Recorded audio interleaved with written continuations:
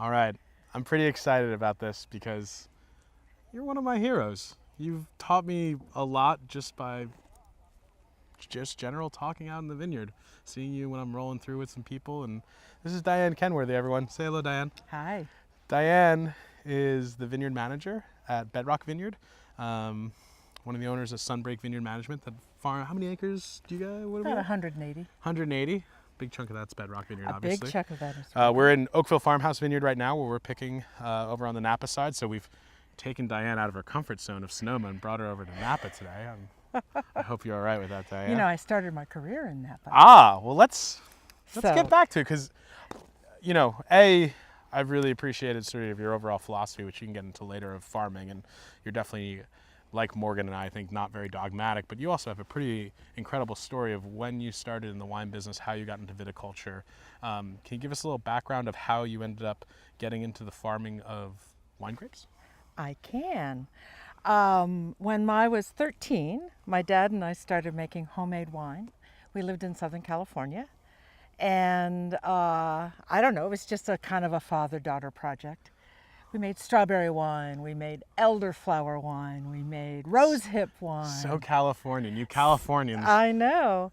And then my brother went to UC Davis. He's 2.5 years older than I am. And I was trying to figure out what I wanted to do for a career. And as a young woman, a girl, in the 70s, it was important to me to not do something traditionally female. So I did not want to be a teacher or a nurse. I didn't want to be a doctor because I don't like sick people. I didn't want to be a lawyer because I don't like criminals. And I was just sort of thinking, what do I want to do with my life? And I was flipping through the UC Davis catalog, and I got to the end, and there was viticulture and enology. And I thought, wow, I could do that? So when I was 16 years old, I decided that I was going to become a winemaker. And I went to UC Davis as an undergraduate. And mostly what you do for the first 2 years that you're at Davis is botany and biology and chemistry and organic chemistry. All the 101 stuff. All the 101 stuff. And how many women were in your class at that time? 3. Out of? 30. Yeah, okay. So 10% of the class. Right. And in the meantime, some family friends bought a vineyard and winery in Santa Cruz Mountains. Ken Burnap and his wife Ree. And Santa Cruz was sort of an easy shot from Davis. Right. So I started working there in the vineyard and the winery. And I discovered that the winery was cold and dark. And wet. And wet. And that the vineyard was often sunny and gorgeous, especially in the Santa Cruz Mountains. Yeah, it's a so particularly. From this winery, we had a view of Monterey Bay. Yeah. It was pretty gorgeous.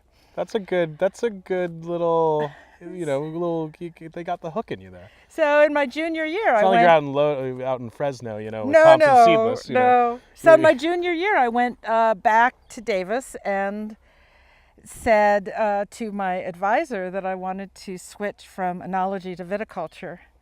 And he told me I would never work in the wine business, in viticulture, that I should stay in winemaking. Why did he say that to you think? Because I was a woman. It's not that long ago that, right. I mean, that's like, again, as someone. So that's 1977. As technically a millennial, even though, right. You know, that idea that a professor would go to you and say that you can't do something because you're a woman, is crazy. But it's not. It was. And in fact, he was being kind. Right, because there was. He was trying to protect me from like a dead end. Right. So anyway. But you said screw you. I did, and I switched to viticulture. Was there anyone else in Davis program at that time doing viticultural focus? Because I knew there was obviously winemakers coming out of that time period, Kathy Corson. Yes, there were many. Like one of my TAs was Jim Freisinger, who had a 30-year career at Behringer, and so there was definitely a strong viticulture program. But not with women. No, I was the only woman in the viticulture. You're the only woman in the viticulture. Right. But I continued to take all the winemaking classes because really what drew me to viticulture was winemaking, not farming. Right. You know, I mean, if I I used to say if Prohibition comes back, I'm going to not be a farmer. I'm not going to farm table grapes. Well, we're just going to go to Sicily, Diane. We'll farm Okay. grapes there because they're not going to have Prohibition there. If it No, comes they're back. not. So you get through UC Davis. You graduate with a degree in viticulture and enology. I graduate with a degree in plant science Plant with a viticulture option. With a viticultural option. But I took all of the winemaking classes. Right. And I went to France. And then you went to France right after you graduated. Uh-huh. And where'd you go in France? I went to Paris. It's a good place. Got a round trip ticket to Marseille. Okay, it's another good place. And just spent 6 months going south. Oh my goodness gracious, that's and amazing. 6 months coming north again. Because you could do that if you had an open ticket. Right. It was good. You could stop as long as you wanted to. Hop on and hop off. Right. And did you see a lot of vineyards when you were there? Did you meet any winemakers? Or I farmers? worked. I went to vineyards in Burgundy, and then I heard of that place. took a walking tour of the Beaujolais and stayed in a little village called Beaujeu. Yep. Back when And- Beaujolais was not cool. No, back when Beaujolais was kind of in a bad era. Yeah. But I met some like artisan Yeah. winemakers who were trying to bring back the old ways. Yep. And But I worked in a cafe really? and washing dishes basically. Lived in the cafe, lived upstairs from the cafe. So you saw sort of the French wine growing, winemaking right. lifestyle. Although actually, to be honest, the wine we poured in the cafe was all from Languedoc. We couldn't afford. Well, you know. We couldn't afford even Beaujolais. Wow. Yeah, a little Algerian Syrah in there maybe too. Who knows? Who knows what it was? And then I picked grapes Yeah. in Beaujolais. Uh-huh.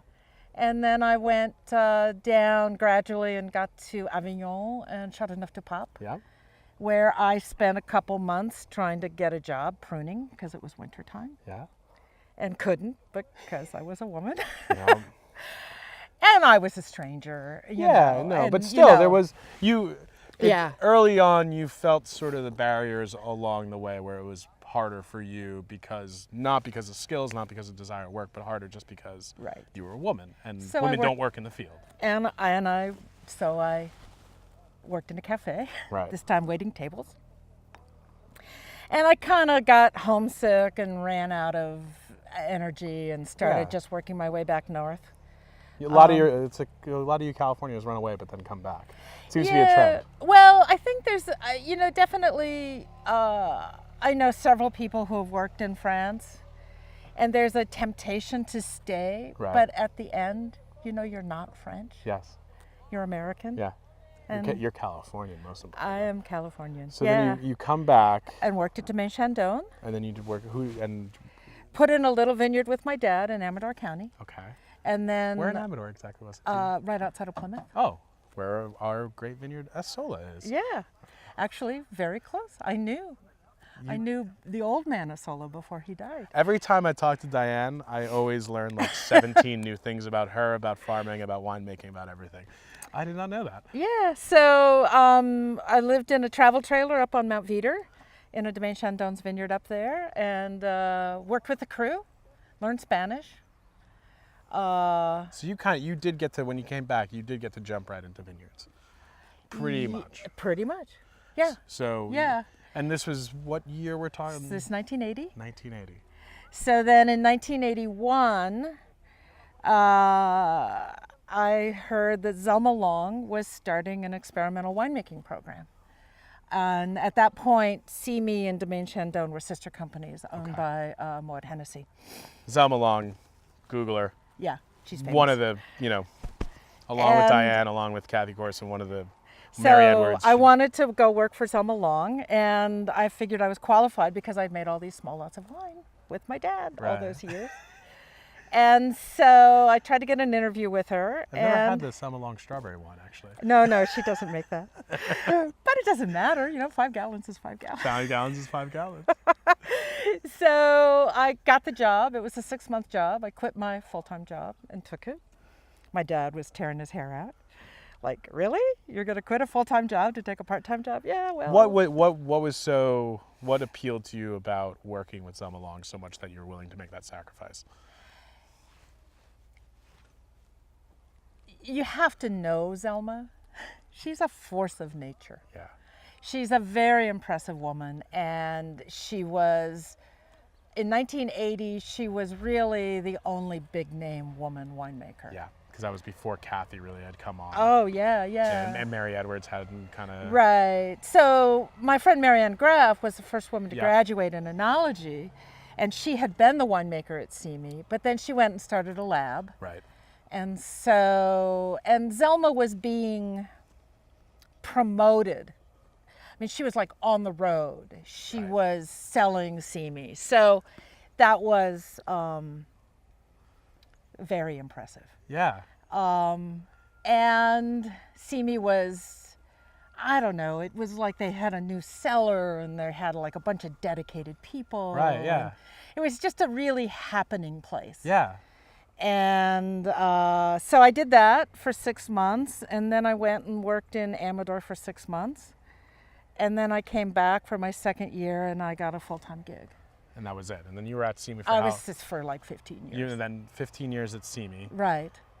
That's incredible. And what were the main duties that you were doing at CME? And So I started doing the experimental winemaking, and then I actually, CME acquired vineyards. Yep. So I started doing technical vineyard, but mostly I did grower relations. Yeah, which is sort of... Yeah. Which is You're something, good. You're well, good at something I'm good at. You're yeah. very good at it. And so I had a great job because I got to do a little experimentation, I got to do a little people stuff, and I got to do some technical stuff. So when we're talking, early 1980s, you're starting getting the business, who were some of the people that sort of, in this time when it was sort of a new thing for a woman to be in the vineyard doing viticultural stuff, who were some of the people that kind of, because I know I have a lot of people that helped me and raised me up in the business, from the Petersons to my folks at Crush. Who were some of the people that you kind of raised you up? Yeah. The growers at CME were just amazing. And probably the most amazing was Angelo San Giacomo, who at that time, he's the age of my mother. So he, grew up in farming, had switched from pears to wine grapes, is like one of the most amazing farmers really on the planet. Every time I walked into his office, he would sit down with me. He would say, "How are sales at CME?" Every good grower always asks, "How's the wine selling?" I Yeah. find that to be a common thing because they're like, "We want you to come back for it." Yeah, we do. Yeah. But also, like, what did I see in the vineyard? What were my concerns? How could they do a better job for us? Yeah. I mean, he treated me like a peer, even though I was a wet behind the kid's ear and he was a mature, successful businessman, farmer. And it was just amazing. Others were people like Tim Murphy, who's passed now, up in the Alexander Valley, Morgan Ruddock up in Ukiah. They just, in spite of whatever they may have thought about this young whippersnapper telling them what the winery wanted, they just treated me with respect and listened to what I said and really helped me gain confidence. Yeah, Angela in particular. Yeah. I don't know the other people as well, but Angela, obviously it was a huge help to Joel, Morgan's dad. Yes. And was the first person to sell Right. Morgan, my business partner, grapes back in 1986. Well, and for instance, the San Giacomos have a tasting every year where the wineries who made wine from their grapes come. And it's a very open forum. People talk about problems, people talk about successes. They always invite like the younger winemakers. Yeah.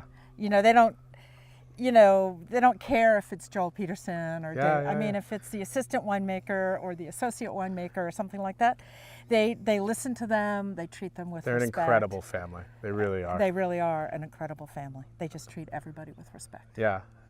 And So- then ultimately that led to Then- Ravenswood. Well, no. Then I went to Oregon for 3 years Oh, that's right, of course. and ran a vineyard management company. And then I went to Ravenswood, where I was supposed to be the vineyard manager and do grower relations. When I interviewed with Joel, he said, "Well, do you think you could handle 35 growers?" I'm like, yeah. Well, you just had gotten back from Oregon too, which Right. Oregon's- But in fact, there were like 150 Yeah, right. growers. Yeah. Not Yeah, 35. But that was kind of funny. But so, and then as time went on at Constellation, they didn't like round pegs and square holes. And so Diane, you know, it's weird. I would have guessed you were perfect for the corporate model system. You just, I'm kidding. Diane is not a corporate model system. But then, then Joel buys Bedrock Bedrock Vineyards. Vineyard in '05 when Morgan and I are living in New York. And so then after I couldn't take being around Peg anymore, I said to Joel, I need to do something different. And he said, well, do you want to manage the vineyard? And I said, yes. So we started Sunbreak Vineyard Services. It's an incredible... Diane, your story is, I know Diane's very humble and she doesn't like talking about her story, but it is, I think it's really actually very inspiring that you kind of, you did it and you've built this incredible legacy of farming some of the most incredible old vine vineyards, in particular in California. Yeah, and one of the great things about the wine business is that there's room for a lot of different stuff. Yeah. Everybody, I was laughing with a winemaker one time. I told her, well, you ask 5 winemakers an opinion and they give you 5 opinions. And she said, yeah, but you ask a viticulturist 5 viticulturists an opinion, you get 10. I will ask Diane farming questions and she'll never give you an answer. She'll go, well, there's this, but then there's this. And you're like, yeah, but what's complicated. Well, no, you could go this way, or you operate in the gray, which I think that also comes from experience of dealing with Mother Nature. Yeah, it does. And Duff Bevel, who's a vineyard manager up in Dry Creek, has probably the best quote that's in the newspaper all the time, that every year we dance with Mother Nature. Yes. And she calls the tune. Yeah, she kind of stepped on our feet a few times this year, I think. She can be, kind of difficult to work with. But yeah, I'm always amazed. In the heat of the battle, we think, oh, this is just catastrophic. Right. And then winemakers do a good job. Yeah. We end up with some pretty good wines. Oh yeah, no, we lose the ones that weren't so good. I think and even in my much shorter time doing this, I think people freak out, and now it's like, what are you gonna do? And I think I learned a lot of that from you, where probably 4 years ago I was way more freaked out about things, and you're like, well, yeah, it's not perfect, but it never is. I picked grapes in 1974 when I was in high school. Yeah. So I've seen a lot that Mother Nature throws at us. For sure. But I do think that, I think that we had a long period of what we think of as normal weather in California. Yeah. And I don't think that that's going to continue. There is no normal. I think we don't have a normal anymore. So, we just have to be more responsive. And since we are in Oakville Farmhouse Vineyard in Napa, which is the only vineyard you farm in Napa, correct? That's true. Little 2.5 acres. I want you, it's a joke, everyone. Don't take it personally, but you have the best line about the difference between Sonoma farming and Napa farming. Diane, can you please tell the world your best line about Sonoma farming versus Napa farming? In Napa, they garden and landscape, and in Sonoma, we farm. We love you, Napa. It's a joke. It is a joke. Thanks, Diane. Okay. Thanks. Okay.